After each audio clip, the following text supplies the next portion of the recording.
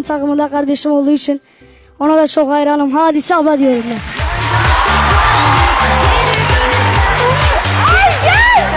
Allah'ım ya! Sen ne güzel konuşuyorsun ya. Spa'ya bak ya, bizi birbirimize düşürecek.